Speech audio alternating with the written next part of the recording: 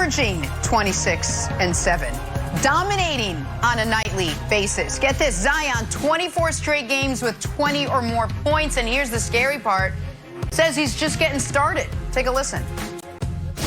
Obviously, you've had hype your whole entire career. Everyone's been talking about Zion. Now people are changing their tune. They're talking about you possibly being a top 10 NBA player of all time. This is the kind of conversation that we're having. Do you believe that you have it within you to reach those heights to be able to be a top 10 NBA player of all time? My mom always taught me if I don't believe in myself, then I don't have a starting point. So yes, my goal is to try to be one of the top 10 greatest players of all time. And, you know, with the coaching staff I'm with right now, with my teammates, and, you know, just with the Pelican organization, they're allowing me to be myself. So, and that helps a lot. So, you know, all I got to do now is win. We got Chris Broussard back with us now. All right, Broussard, let's toss that around a little bit. What are the chances Zion finishes his career as a top 10 player all time? Look, in fairness to Zion, I don't think he says this unless the interviewer brings it up. I think he was kind of repeating what the interviewer said, so I'll give him that. I also think he ended it well by saying, I got to win, because that's what it's going to come down to. Can he win championships? And as much as I believe Zion, if he stays healthy, will likely be a Hall of Famer, I feel very confident saying that. I am not going to go as far as top 10. I'm not going to write it off completely. Who knows?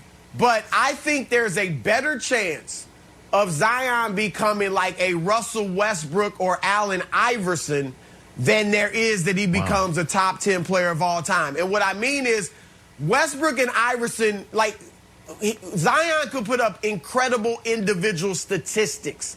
Westbrook, the 4 years, he's averaging a triple-double this year, by the way. So it could be 4 years of a triple-double average for a season. Zion could have these incredible scoring numbers and field goal percentages, become a cultural icon and a legend like Iverson and Westbrook, but yet not win championships. He probably will end up somewhere in between those guys and the top 10 all time, but I think there's a better chance he's one of those guys than he is a top 10. When you look at the top 10 of all time, there's two factors with all of them. They're either 7-footers or they have these incredible skills and they made their teammates better. Jordan, Magic, Bird, LeBron. Everybody else is a 7-footer.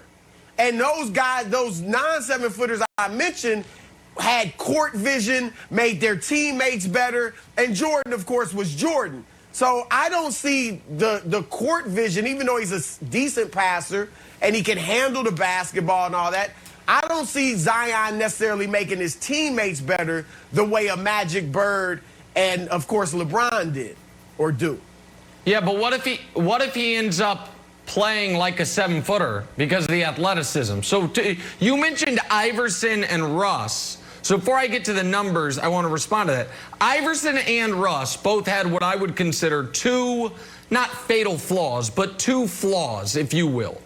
One was they were both, in Russ's case are both, inefficient scorers. That is not a problem with Zion. It's the opposite. And the other one is, and I adore both of these players, a little stubborn, a little hard-headed, and that probably hurt them. Zion does not appear to be that at all. As far as efficiency goes, and we can show his last 3 months, he is having arguably the most efficient season ever. Those numbers are make-believe. And when you say a 7-footer, the guy who's right there at the fringe of the top 10 is Shaquille O'Neal. And Zion right now is in the midst of a stretch that has only ever been topped once in NBA history, and it was during Shaq's total, utter domination apex that 0-1 season, and Zion's probably going to break that streak. So, of course, I'm not sitting here saying Zion's going to be one of the 10 greatest players ever, but he's 20 years old, Wilds, and he couldn't be off to a better start. If you want to talk about who is on that list, Wilds, if we just go modern era, so we just go basically Kareem to now, so remove the Russell and Wilt.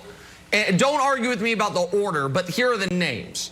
You have LeBron, Michael, Kareem, Magic, Duncan, Kobe, Bird, and then it gets a little interesting. Akeem, Shaq, Dr. J, Moses, KD, Steph. There's 13 guys. So you see Shaq's right there in that 8, 9, 10, 11 with Akeem, Shaq, Moses, Dr. J, and then KD and Steph obviously could move up higher. I don't think it's out of the realm of possibility that Zion joins that group. It is a million things have to go right, but he couldn't be off to a better start. And the top 2 guys on that list, by the way, LeBron and Michael, did not win early. LeBron missed the playoffs the first 2 years. Michael won 1 solitary playoff game before Scottie Pippen joined him years into his career. So it's not like you have to do what Kareem did and win a championship in year 2, or do what Shaq did and make the finals very early on in your time in Orlando. You can have a growth period even though Magic and Larry didn't. So for all those reasons, I don't think it's an insane goal for Zion to have. Yeah, and what I thought was interesting about your list, and Broussard, I'll throw it to you, was those guys aren't solo acts. Everybody that you named had a superstar teammate. And Broussard, what you talked about, I know Russ had KD for a little while, KD left. Iverson had Melo in Denver, but those real like Philadelphia teams were kind of built by, you know, I like Mutombo and I like Andre Iguodala, but that wasn't like he didn't have another superstar. So who do you, in your mind, if Zion was to make the jump, Brandon Ingram, nice player, probably not a superstar, who do you think matches Zion's game, you know, perfectly for the next decade? We're like, wow, this could really propel him to the next level. It would have to be a shooter, a Trey Young, a guy that can shoot with range, open things up for Zion in the middle, but also is a great passer. And let me clear this up, Nick. Zion's game is nothing like Russ's and Iverson's for the most part, other than driving the basketball. So I'm not saying stylistically or, like you said, efficiency-wise. I'm just saying as far as being a cultural icon, a legend, a guy that put up these awe-inspiring numbers but never won. And I'm not saying he won, but you see what I'm saying? I'm saying better chance of him being that than being a top 10 player. Woo. Listen, so what are the chances Zion ends his career as a top 10 player all time? I mean, you guys know the history of the game better than I do, but when you look at this season, averaging, and Nick, you talked about it, 26 points a game on 60% shooting, that's been done one time. Now, he got to keep that up. But when you think about who he reminds me of, this is Shaquille O'Neal's strength. We're talking about Russell Westbrook explosion, you know, off the dribble, and just how he get from point A to point B. And then he has that Kevin Garnett type of aggression, you know, that Kevin Garnett type of, like, you know, nastiness. And now Kevin Garnett was definitely outspoken. I'm talking about how he snatched the ball off the rim, how he rebounds, how he just muscle people in the paint, and he doesn't care. Like, this dude has it. But the biggest thing that he needs to hone in on is the TB12 method or the LeBron James way, whatever LeBron James call it, because that's the difference between good and great. That's the difference between becoming a great is, can you do it year in and year out? Anybody can do it 1 year. So Zion has it. He has to maintain it. But, man, it's hard because, you know, it's inevitable at the pro level to get injured. And I'll add one other thing, because there's one other guy currently playing, young guy, that could be on this trajectory, and it's Luka.